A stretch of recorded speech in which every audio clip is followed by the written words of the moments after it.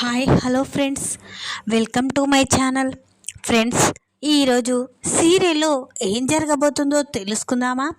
ఇక స్టోరీలోకి వెళ్ళినట్లయితే ఇక మహాలక్ష్మి తన గురించి, చక్రి గురించి నిజాన్నంతా ఇక మాధవ, కేశవ, కన్నా అందరికీ ఇంట్లో చెప్పేస్తుంది కదా.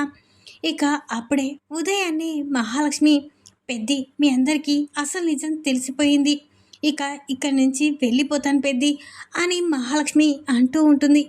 ఏంటమ్మా, నువ్వు ఈ ఇంటి కోడలుగా కాదు, సాటి ఆడమనిషిలా ఇక్కడ ఉండడానికి ఒప్పుకుంటున్నాము.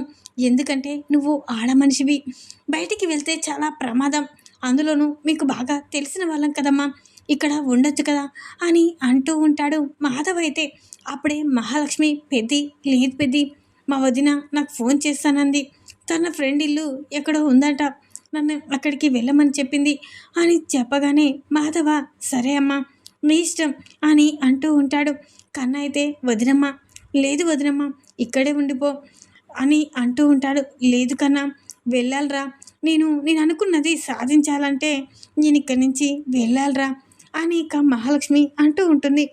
అప్పుడే ఇక మహాలక్ష్మి అయితే ముందుగా వదినకి కాల్ చేస్తాను అని మహాలక్ష్మి తన గదిలోకి వచ్చి హారికకి కాల్ చేస్తుంది.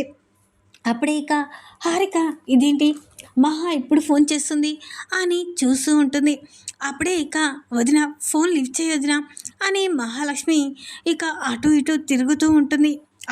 అప్పుడే ఇక మహాలక్ష్మి ఫోన్ లిఫ్ట్ చేస్తుంది. హారిక అయితే చెప్పు మహా అని అనగానే, వదిన నేను ఇంట్లో వాళ్ళకి నిజాన్నంతా చెప్పేశాను, ఇక నుంచి వెళ్ళడానికి ఇక ఉదయాన్నే లేచి రెడీ అయ్యాను, మీ ఫ్రెండ్ వాళ్ళ ఇల్లుందని చెప్పావు కదా, అడ్రస్ చెప్పొదినా అని అంటూ ఉంటుంది మహాలక్ష్మి హారికతో. హారిక అయితే మహా నేను చెప్పినట్లు అడ్రస్, లొకేషన్ అన్నీ పంపిస్తాను, నువ్వు అక్కడ జాగ్రత్తగా ఉండాలి అని మాట్లాడుతూ జాగ్రత్త మహా అని చెప్తూ ఉంటుంది. అప్పుడే అక్కడికి ఇక లలిత, ప్రతాప్ వస్తారు. ఇక లలిత ప్రతాప్ని చూసిన హారిక ఒక్కసారి షాక్ అయిపోతుంది.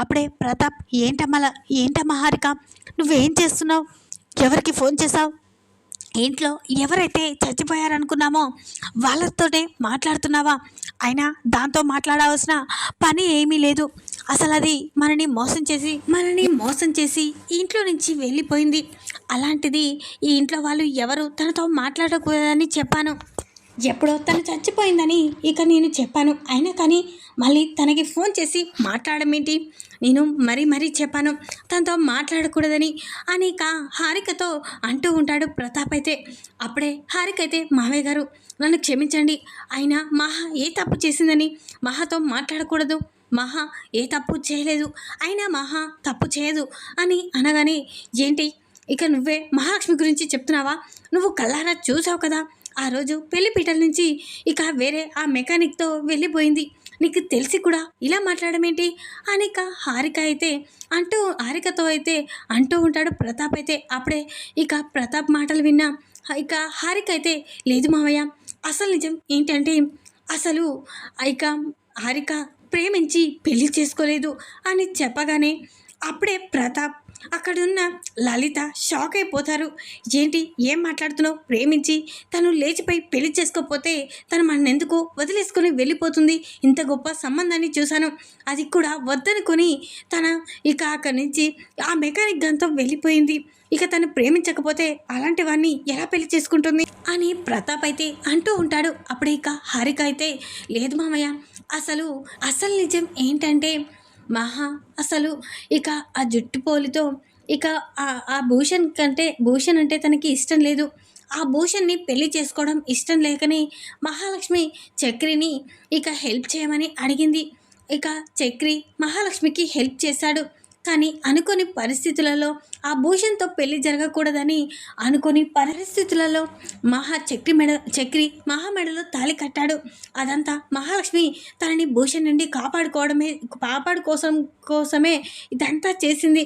నిజంగా చెప్పాలంటే మహాకి చక్రికి ఏ సంబంధం లేదు, మహా చక్రిని ప్రేమించి లేచిపోయి పెళ్లి చేసుకోలేదు, ఆ భూషణ్తో పెళ్లి ఆపడం కోసమే మహా ఇదంతా చేసింది. నిజం మామయ్య, ఈ నిజం నాకు ఈ మధ్య తెలిసింది, ఇక తనతో చక్రితో విడాకులు కూడా తీసుకోవడానికి ఒప్పుకుంది. ఇక విడాకులు కూడా తీసుకోబోతుంది. ఇక అందుకే తను ఆ ఇంట్లో ఉండడానికి ఇష్టం లేక ఇక నేను ఆ ఇంట్లో ఉండడం మంచిది కాదని చెప్పాను. అందుకే ఆ ఇంట్లో నుంచి తను నా ఫ్రెండ్ ఇంట్లో ఉంటానని చెప్పింది. ఇక అందుకే నేను మహాకి హెల్ప్ చేశాను. కానీ మహా తప్పు చేస్తే నేనెందుకు మామయ్య మహాని హెల్ప్ చేశాను అని హారిక అంటూ ఉంటుంది. అప్పుడే ఇక ప్రతాప్ అయితే ఏంటి హారిక నువ్వు చెప్పేది అని అంటూ ఉంటాడు. అవును మామయ్య, నేను చెప్పేది నిజం. అసలు మహా చక్రిని ప్రేమించలేదు. ఆ భూషణ్తో పెళ్ళి ఆపడానికి కోసం ఇక చక్రితో తను ఇక హెల్ప్ చేయమని అడగడంతో చక్రి తనకి హెల్ప్ చేసే సమయంలో ఇక ఆ భూషణ్తో ఎక్కడ పెళ్లి జరుగుతుందో అని పోలీస్ స్టేషన్లో చక్రి తన మెడలో తాళి కట్టాడు. అంతే, మహాలక్ష్మి తను కాపాడుకోవడం కోసమే చక్రితో పెళ్లి జరిగింది. కానీ వాళ్ళది నిజమైన పెళ్లి కాదని ఇక తన నుండి విడాకులు కూడా తీసుకోవడానికి ఒప్పుకుంది మావయ్య. ఇదంతా నిజం మావయ్య అని హారిక ప్రతాప్కి చెప్పగానే అప్పుడే ప్రతాప్ నువ్వు చెప్పేదంతా నిజమా అని అంటూ ఉంటాడు. అవును మావయ్య, నేను చెప్పేదంతా నిజం అని అనగానే ఇక మహాలక్ష్మి దగ్గరికి వెళ్దాం పదా అని ఇక హారికతో ప్రతాప్ అంటూ ఉంటాడు. ఇప్పుడు ఎందుకు మావయ్య, అయినా మహా రేపు ఉదయాన్నే నా ఫ్రెండ్ ఇంటికి వెళ్తానని చెప్పింది అని అనగానే లేదమ్మా, మహాని ఇంటికి తీసుకొద్దాం. మహాని ఇక ఇంకా తనకి ఇష్టమైన సంబంధం చూసి పెళ్లి జరిపిద్దాం అని ఇక అంటూ ఉంటాడు. సరే మావయ్య పద వెళ్దాం అని ఇక అనగానే అయినా నీకు మహా వాళ్ళ ఇల్లు ఎక్కడో తెలుసా అమ్మా అని ప్రతాప్ అంటూ ఉంటాడు. లేదు మామయ్య, కానీ మహాకి ఫోన్ చేసి లొకేషన్ పెట్టమని చెప్తాను. అప్పుడు మహా లొకేషన్ పెడుతుంది, అక్కడికి మనం వెళ్ళొచ్చు అని చెప్పగానే సరే పదమ్మా అని ఇక వెంటనే హారిక మహాకి ఫోన్ చేస్తుంది. అప్పుడే మహాలక్ష్మి ఏంటదినా అని అనగానే నువ్వుండే చోటు నాకు లొకేషన్ పెట్టమ్మా, వెంటనే నేను అక్కడికి వస్తున్నాను అని చెప్పగానే సరే వదినా అని ఇక మహా అయితే ఇక హారికకైతే తన లొకేషన్ పెడుతుంది. వెంటనే హారిక లలితని ప్రతాప్ని తీసుకొని ఇక మహాలక్ష్మి పెట్టిన లొకేషన్కి అయితే వెళ్తూ ఉంటారు. ఇక అప్పుడే ప్రతాప్ అయితే ఇదేంటి ఇలా ఉంది, ఇలాంటి ఊళ్ళో నా కూతురు ఉంటుందా అని ఇక ప్రతాప్ అయితే చూస్తూ ఉంటాడు. అప్పుడే ఇక ఏంటమ్మా ఇలాంటి వీధిలోకి తీసుకొస్తున్నావేంటి అని హారికని ప్రతాప్ అంటూ ఉంటాడు. అప్పుడే మామయ్య మన మహా ఉండేది ఇక్కడే మామయ్య అని చెప్పగానే అప్పుడే ప్రతాప్ ఒక్కసారి షాక్ అయిపోతాడు. ఏంటమ్మా నువ్వు చెప్పేది, నా కూతురు ఇలాంటి ఇంట్లో ఉంటుందా అని అనగానే అవును మామయ్య ఇక్కడే ఉంటుంది అని ఇక అంటూ ఉంటారు. అప్పుడే ఇక అదిగో మామయ్య అదే ఇల్లు, మహా పెట్టిన లొకేషన్ అదే అని చెప్పగానే ప్రతాప్ లలిత ఒక్కసారి షాక్ అయిపోతారు. ఏంటి ఏం మాట్లాడుతున్నావు హారిక, నా కూతురు ఇలాంటి ఇంట్లో ఉండడం ఏంటి, అయినా నా కూతురు ఒక గొప్పింట్లో పెరిగింది పుట్టింది, అలాంటి గొప్పింట్లో పుట్టిన నా కూతురు ఇలాంటి ఇంట్లో ఉండడం ఏంటి, అసలు నా కూతురు ఇలాంటి ఇంట్లో ఉంటుందంటేనే నాకు చాలా చిరాగ్గా ఉంది, అయినా ఈ ఇంటికి రావడం ఏంటి అని ఇక చాలా కోపడుతూ ఉంటాడు. మామయ్య చక్రి తనని కాపాడడం కోసమే చక్రి మహా మెడలో తాళి కట్టాడు. అక్కడికి పోయాక నువ్వు గొడవ స్టార్ట్ చేయకూడదు, ఎందుకంటే మహా తనని కాపాడుకోవడం కోసమే చక్రిని వాడుకుంది, అంతేకాని ఇక చక్రి తన మెడలో ప్రేమించి తాళి కట్టలేదు అని ఇక చెప్తూ ఉంటుంది. ఇక అప్పుడే ప్రతాప్ అయితే సరే అమ్మా నువ్వు చెప్పినట్లుగా నేను అక్కడేం గొడవ పడను, మహాని తీసుకొని మనం వెళ్ళొద్దాం అని ఇక ప్రతాప్ అంటూ ఉంటాడు. అప్పుడే ఇక లలిత హారిక ప్రతాప్ అయితే ముగ్గురు ఇక బృందావన ఇక నిలయానికైతే వెళ్తారు. అప్పుడే ఇక మహాలక్ష్మి కోసం ఇక హారిక అయితే మహా అని గట్టిగా అరుస్తూ ఉంటుంది. అప్పుడే ఇంట్లో ఎవరు లేకపోవడంతో మహా ఒకటి బయటికైతే వస్తుంది. అప్పుడే మహాలక్ష్మి హారికని తన తల్లి లలితని ప్రతాప్ని చూసి ఒక్కసారి షాక్ అయిపోతుంది. ఏంటదినా నువ్వు ఒక్కదానివే వస్తావని చెప్పావు, కానీ వీళ్ళేంటి అని అంటూ ఉంటుంది.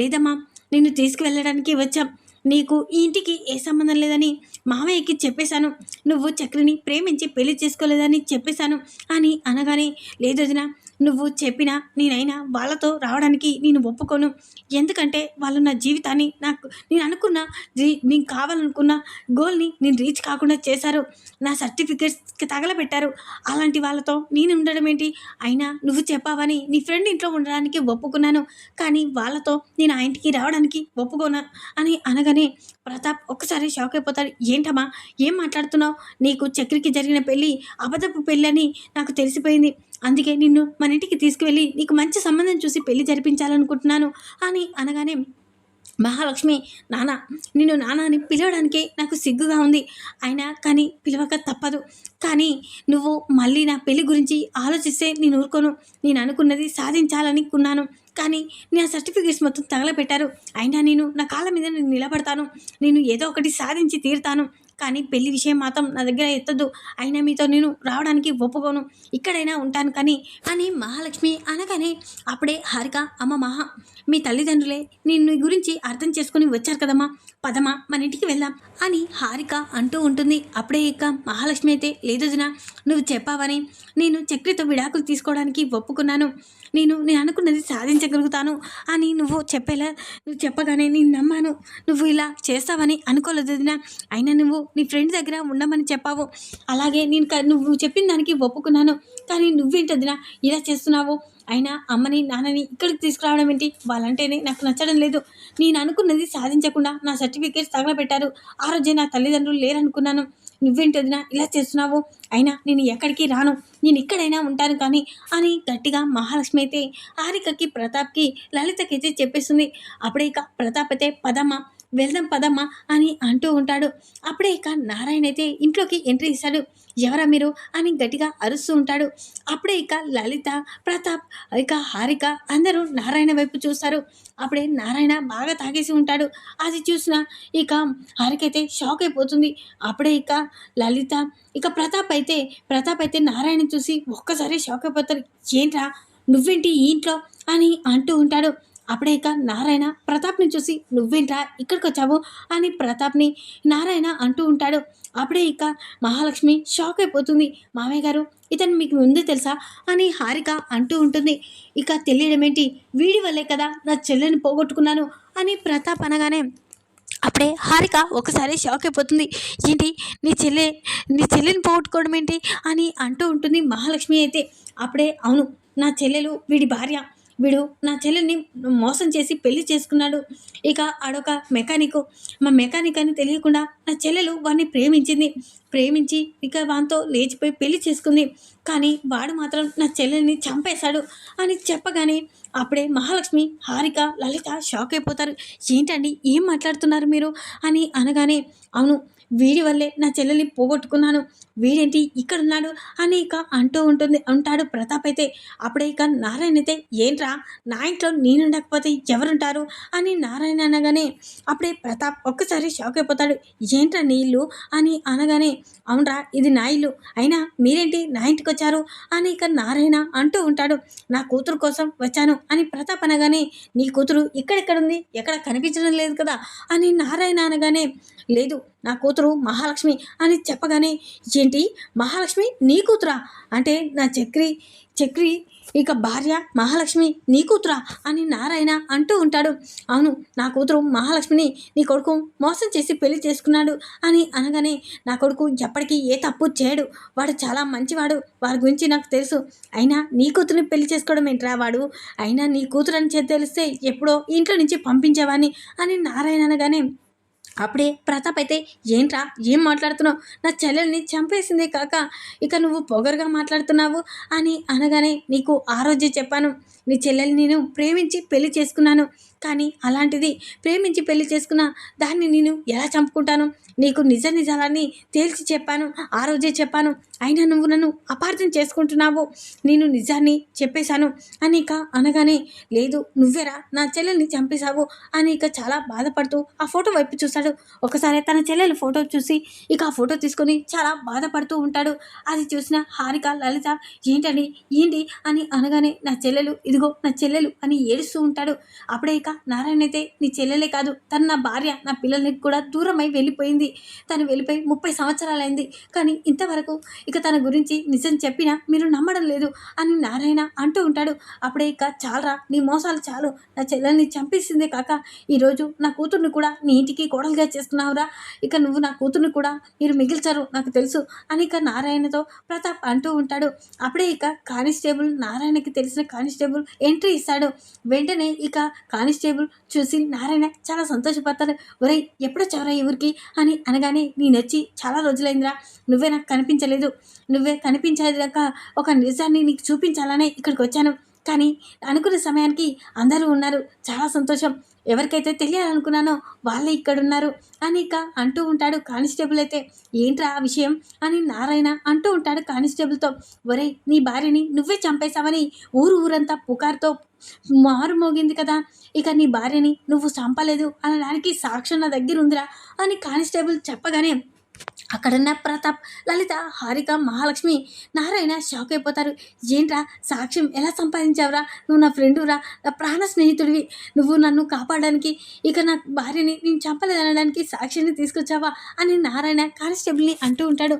అప్పుడే ఇక కానిస్టేబుల్ అయితే, అవునరా, ఇన్నాళ్ళుగా నీ భార్యని నువ్వే చంపేశావని ఇక నిన్ను అందరూ నిలదీస్తుంటే నేను చూడలేకపోయానురా, కానీ సాక్ష్యాన్ని ఏ రోజైనా సంపాదించి నా ఫ్రెండ్ని నేను ఇక ఆ నింద నుంచి బయటికి తీసుకురావాలనుకున్నాను అని ఇక అనగానే అప్పుడే ఇక ప్రతాప్, ఒరే, మీరిద్దరు కలిసి నాటకాలు ఆడుతున్నారా, పోలీసు అయి ఉండి నువ్వు కూడా నాటకాలు ఆడుతున్నావా, ఆ నారాయణే కదా నా చెల్లెల్ని చంపేసింది అని ప్రతాప్ అనగానే అప్పుడే ఇక కానిస్టేబుల్ అయితే, నోరు ముయ్యండి, నీ చెల్లెల్ని చంపేసింది నా ఫ్రెండ్ నారాయణ కాదు, వాడు చాలా మంచివాడు, అసలు పోల్లో పెట్టుకొని తనకి ఏమీ లేకపోయినా నీ చెల్లెల్ని బాగా చూసుకున్నాడు, అలాంటి నీ చెల్లెల్ని చేతులారా తనెందుకు చంపేసుకుంటాడు, తన పిల్లల్ని ఎందుకు అనాథాలు చేశాడు, అయినా నీ చెల్లెల్ని చంపడానికి కారణం వాడు కాదు, అసలు నీ చెల్లెల్ని చంపింది ఇక ఈ పేపర్ చూడు, ఇందులో ఉంది, ఎవరో నీకే తెలుస్తుంది అని కానిస్టేబుల్ ఆ సాక్ష్యాన్ని ఇక ప్రతాప్కి చూపిస్తాడు.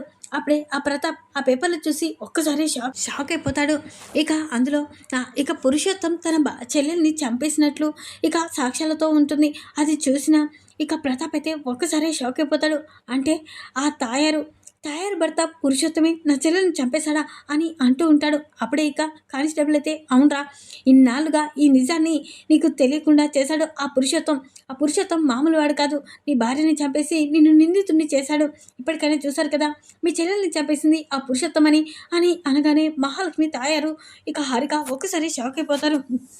నన్ను క్షమించరా, నేను తప్పు చేశాను, ఇక నిందితుడిని నిన్ను వదిలిపెట్టి నిన్ను అపార్థం చేసుకున్నాను అని ఇక ప్రతాప్ అయితే నారాయణని హగ్ చేసుకుని చాలా బాధపడుతూ ఉంటాడు. అప్పుడే మహాలక్ష్మి, ఏంటి డాడీ ఏం మాట్లాడుతున్నారు అని అనగానే, అవునమ్మా, ఈ నారాయణ భార్య ఎవరో కాదు, నీ మేనత్త, తనని చంపేసింది, ఇన్నాళ్ళుగా నారాయణ అనుకొని వారిని దూరం పెట్టాను, కానీ నువ్వు మాత్రం ఆ ఇంటికి కోడలుగా వచ్చావు, అనుకోకుండా మీ పెళ్లి జరిగింది, అది నిజమైన పెళ్ళి 3 ముళ్ళ బంధం అనేది నిజంగానే జరుగుతుందమ్మా, అది ఇక బొమ్మలాట పెళ్ళో అదొక ఇదో కాదమ్మా అని ఇక ప్రతాప్ అయితే మహాలక్ష్మి చెప్పగానే అప్పుడే మహాలక్ష్మి, ఏం డాడ్ ఏం మాట్లాడుతున్నావు అని అంటూ ఉంటుంది. అవునమ్మా, ఇక నిన్ను ఈ ఇంటికి కోడలుగా తీసుకొచ్చుకుంది నా చెల్లెలినేమో, నా చెల్లెలి ఇక ఈరోజు ఈ ఇంటికి నిన్ను కోడలుగా చేసుకుంది, నాకు అంతే చాలు, అంటే ఈ ఇంట్లో నువ్వు కోడలుగా అడుగు పెట్టావు, నా చెల్లెలి అదృష్టం, నా చెల్లెలు ప్రతిసారి అనేది, అన్నయ్య నీ కూతుర్ని నా ఇంటికి కోడలు చేయమని, కానీ అనుకోకుండా నువ్వు మీ మేనత్తింటికి కోడలుగా అడుగు పెట్టావు, చాలా సంతోషంగా ఉందమ్మా, ఇన్నాళ్ళుగా నారాయణ నేను అపార్థం చేసుకున్నాను, ఇప్పటికైనా నిజం తెలుసుకున్నాను, నాకు చాలా సంతోషంగా ఉంది అని నారాయణని హక్ చేసుకుంటాడు.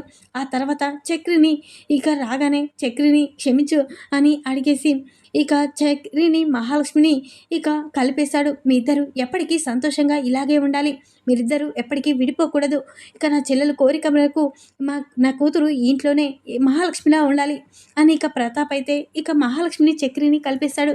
ఇక మహానైతే చక్రితో విడిపోకుండా ఆ ఇంటి కోడలుగా ఇక ప్రతాపే ఉండేలా చేస్తాడు.